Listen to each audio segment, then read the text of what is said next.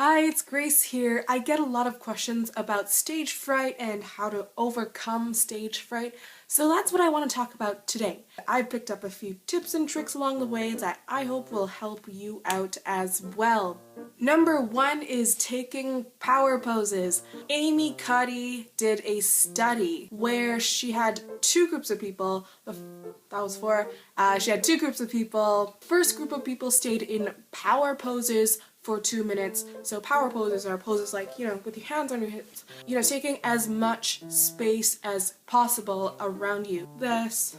And the second group of people assumed low power poses, closed off, arms crossed. What she found was that when people stayed in high power poses for 2 minutes, their testosterone rose 20%. Testosterone is the dominance hormone. Cortisol, known as the stress hormone, decreased. People who assumed low power poses experienced a drop in testosterone and a rise in cortisol, and that means that you're more stressed out and you have less confidence. So you have to be careful how you hold your body. Before an important performance or meeting or interview, you want to be more confident, so you want to take up more space. Even as simple as standing with your legs apart and your hands on your hips will help a lot. Number two is my 60-20-20 rule. You have 20% of people in the audience who will always support you. These are your friends, your family, your fans, whatever. You have 20% of this fan base established in the audience already. And then you have another 20% of people who will always be against you in some way. Maybe they just don't like the thing that you do and not you specifically. Maybe they just don't like music. There's another 60% of people out there who just don't know if you are great, if you are not great. They just don't know anything about you. They can go either way. They can join your 20% of supporters, or they can join your 20% of people who aren't interested. When I get on stage, the first thing I do is gauge the audience. I find my 20% of supporters, and also I identify the 60% of people who just don't know. And then the other 20% of people who are just not interested in whatever I'm doing, I just try to ignore them because they're not going to help me perform better. In fact, they're going to drag me down if I focus on them too much. Number three, get up, dress up, show up.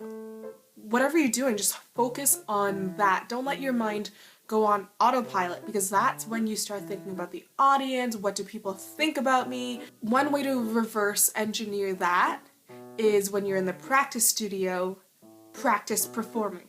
Practice walking to the piano, practice sitting down, taking a moment to think about the opening notes in your mind, and then putting your hands on the keyboard. Another way to practice performing and memorization is to close the lid on the piano and play on the lid as if you were playing on the keys. So that's gonna help you solidify your memory. If the keys aren't there and you can play as if they were there, then that means your memory is pretty solid.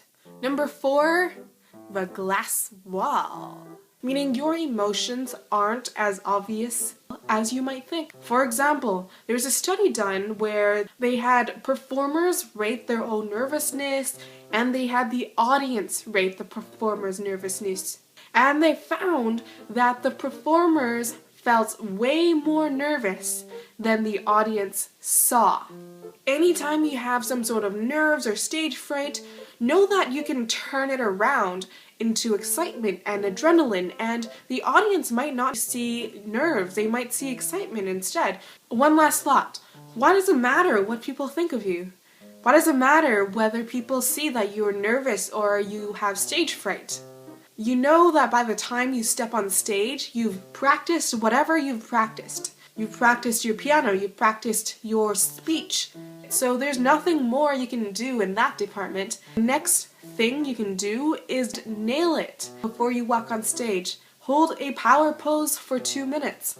And when you walk on, you find your 20% of supporters.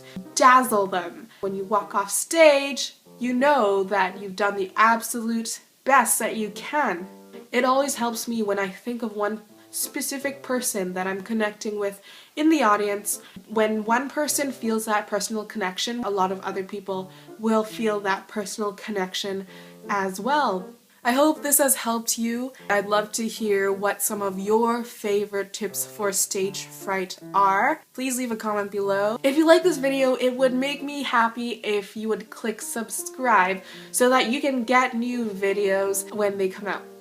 Rodrigo says, "Dear Grace, music is always a refuge for me. Your mails make me feel so happy. It means you don't forget me. It costs me a lot to communicate with people and I'm really reserved, but when you touch music you don't need many words." Thank you for sending those beautiful, inspiring piano music. That is a way of filling my soul with happiness. Thank you so much for your kind words, Rodrigo. I hope that you will keep enjoying the music. That's why I do this. Larissa says, "Dear Grace, that was an awesome video. Learned a lot about wrist tension. Hope to see more of your videos in the future. By the way, I have begun practicing piano again after the massive Christmas New Year lull. The familiarity was not as keen and the fingers were stiff, but the one thing that kept me going was knowing that the piece has not totally fallen apart. Appreciate your writing. Cheers."